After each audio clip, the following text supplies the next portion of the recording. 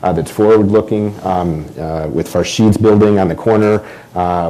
We've got Office Don Stanley Sadowitz building in the middle. You've got Winnie Maas's building on the other side. You're starting to create a district of internationally renowned architects who have a very contemporary, forward-looking international design. So they're an anchor in terms of the physical nature of what they're doing. And I couldn't be more thrilled with the partnership that we've had with those folks. So my understanding is that they're both on track in terms of their fundraising, but they need the continued support of all of us to make that happen. If I may add, it's not only the fundraising, but it's the people who can go there with 15 minutes to spare. At Park Lane, something like 95 or 96% of our residents are new to Cleveland. They came to Cleveland. They had a whole variety of options of where to live. A lot of them are involved somehow with either CASE or the hospitals out there. And they picked Park Lane, and almost universally it's, do you know what's across the park? First of all, there's a park there. Do you know what's across the park?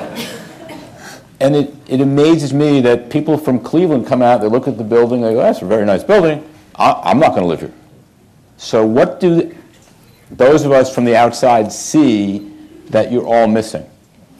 When I went to college in New York City, went to Bernard Baruch College in New York City. My afternoon job was in the Empire State Building.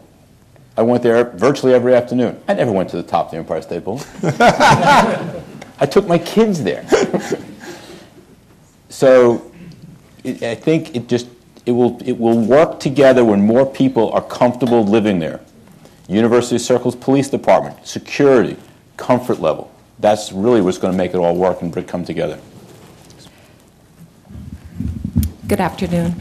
My question is not directed at anyone in particular. A wonderful job has been done to reach out to the neighboring communities, Glenville, Fairfax, Little Italy. Has there been equal attention paid to East Cleveland? Tracy, it's a great question. As you draw a perimeter circle of University Circle in the next neighborhoods, East Cleveland is our northeastern neighbor. And the answer is yes. We have been working with Mayor Brewer's team on mixed-use developments up and along Euclid. He seems to, and his administration seems to really get the idea of asset-based planning. His view is that the circle is the asset to build from, so the west side of East Cleveland is the place to build from. Great spaces like Lakeview Cemetery, literally within view. We've been working with one of the developers in this room here on a mixed-use housing and retail project right up the road. This University Circle's success story, and as you know, as our neighbor in the north in Glenville, it does need to continue to fan out, but it shouldn't just fan out only in the Cleveland borders. It's got to be East Cleveland. And I would also say that we've been invited recently to Shaker Heights and Cleveland Heights to talk about, again, this value proposition of what Wes and Ari are building and what that means to the residents. Particularly, obviously, they're interested in continuing to populate their homes in Shaker and Cleveland Heights because we've got a growing workforce. So we have a nice relationship with all of our in-ring suburban areas, be it East Cleveland, Shaker, or Cleveland Heights.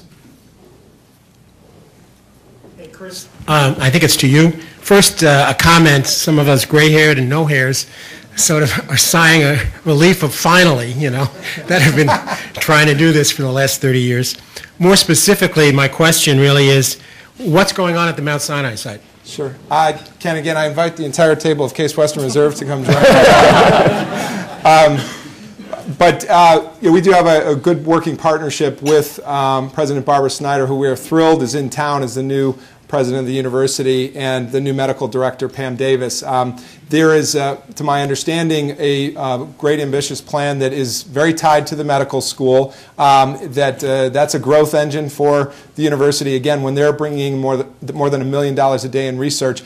I know you want me to tell you that the bioscience park idea may come back. I'm not sure, and I think that's something more for the university to discuss. But my sense is it's going to be a hybridized mix of research and startups, and obviously anchoring with their relationships with UH and the clinic and the VA and Metro. This one thing that we need more of is land, and that's why I go back to this opportunity corridor issue. Whether it's up at West Quad, the former Mount Sinai site at 14 acres, we're going to need more than that. And so building out toward that corridor is the next great place to go. I'll tell you anecdotally, 2 or 3 bioscience firms have approached us recently to do new builds in University Circle. I'll let them bring that news to the forefront. But what Case Western is doing is extraordinary in terms of setting the table for this new economy and spinning off firms with their partner hospitals. It is still a sort of total picture that we need to define better as a full plan, but my guess is it will build out building by building by building, and we'll get there, and you'll see a full build out in that amazing site right down the street from Wes's housing. Yes. Yeah, he's banking on it. Hi, I'm Terry Sandu with Hard Hatted Women in Cleveland, and part of what is so exciting is you have already touched on how you're trying to integrate housing and also education, and I'm wondering if you can talk a little more about efforts to integrate workforce opportunities, especially in these high poverty neighborhoods, bringing residents into job opportunities being made through the construction and other investment of the rebuilding. Thank you.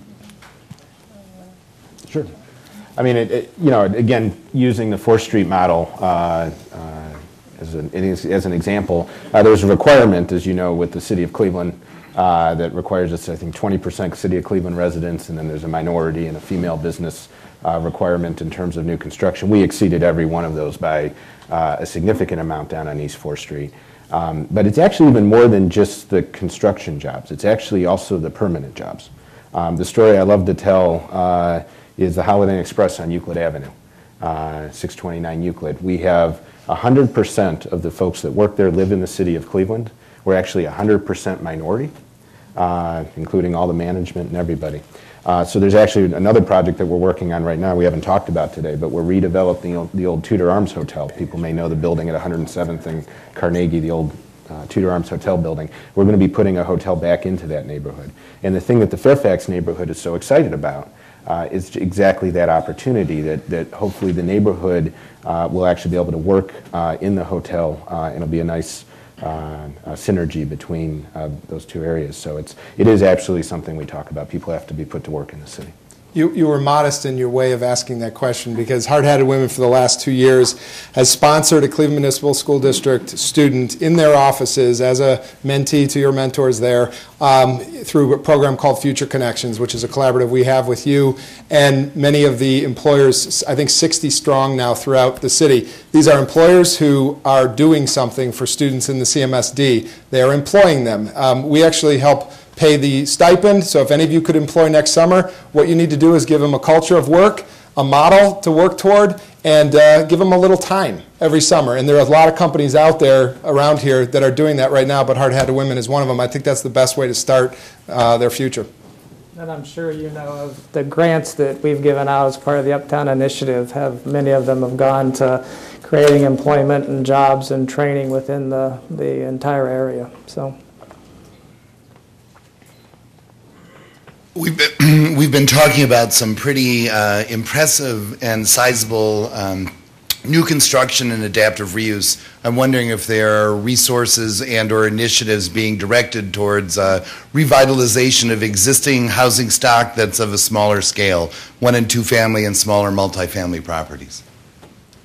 Well, I can tell you of the one number that I mentioned earlier in the overview of our Uptown Initiative. We've just within the 6 communities that are covered under the Uptown Initiative, 3 million of that have gone in very small loans, as you're referring to, for home improvement, for revitalization, winterization programs to get that existing housing stock back up to standards and work within the community. And of that other 17 million was put in first mortgages for acquisitions and for people to occupy the homes within that, and that was all existing housing stock.